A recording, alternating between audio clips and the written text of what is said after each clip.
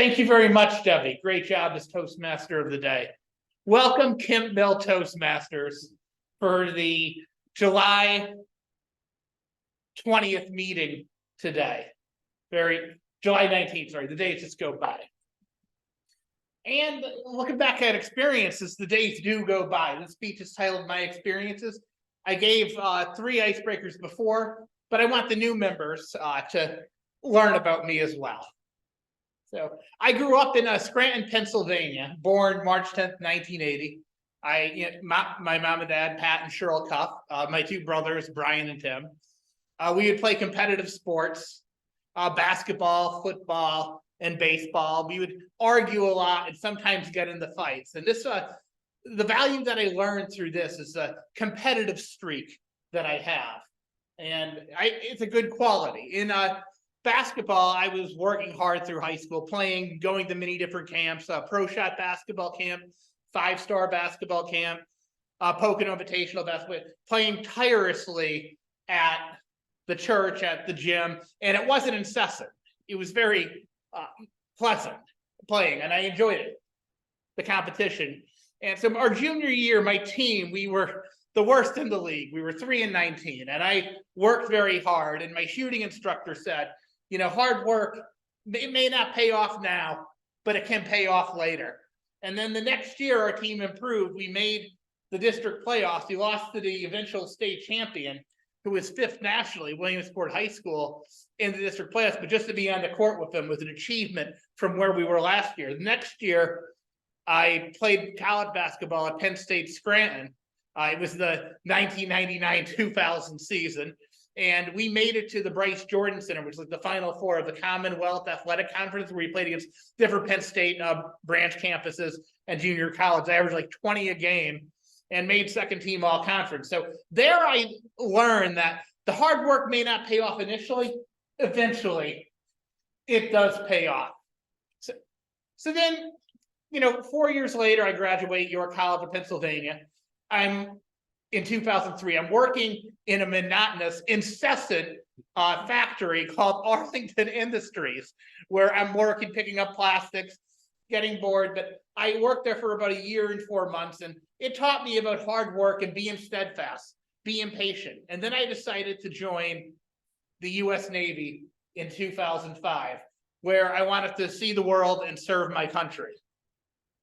During that experience, I was on the USS Doyle, FFG 39, which is a frigate. FFG means frigate, guide it. And I was an operations specialist on there, and I earned my ESWAS pin and 2 Navy accommodation medals during that, and then 1 and 2 Navy achievement medals. Very good. And then I got to go in 2007, I went on the Gulf of Guinea deployment, where I was in West Africa. I was in countries like Morocco, Senegal, Guinea, Ghana, Cape Verde, many different countries. I also got to go to Spain and Portugal there.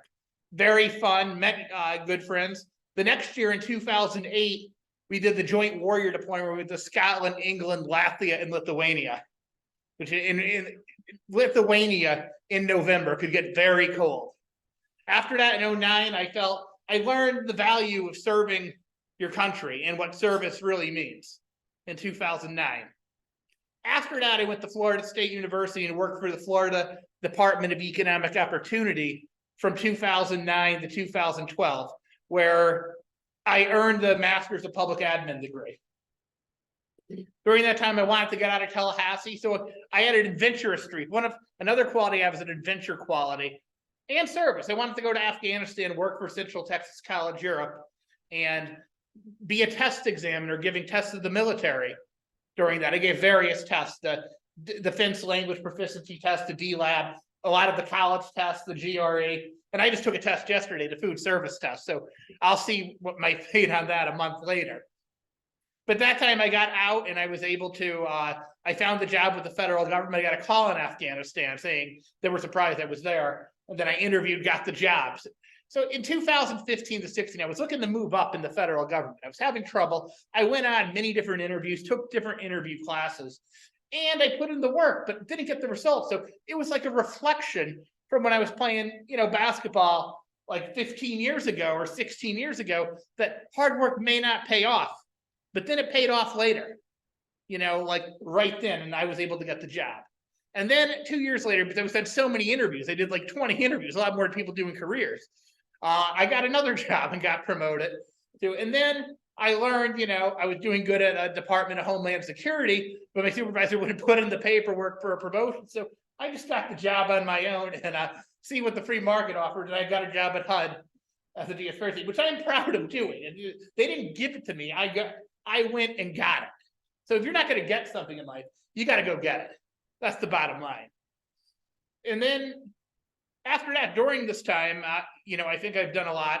During that time, I was Legion commander. No one wanted to take the position. I learned the value of stepping up to a position when no one wants it. And also the job in Afghanistan, no one testing him, or no one wanted the scrutiny. So it says the value of willing to take jobs people aren't taking. And it shows the character of a person.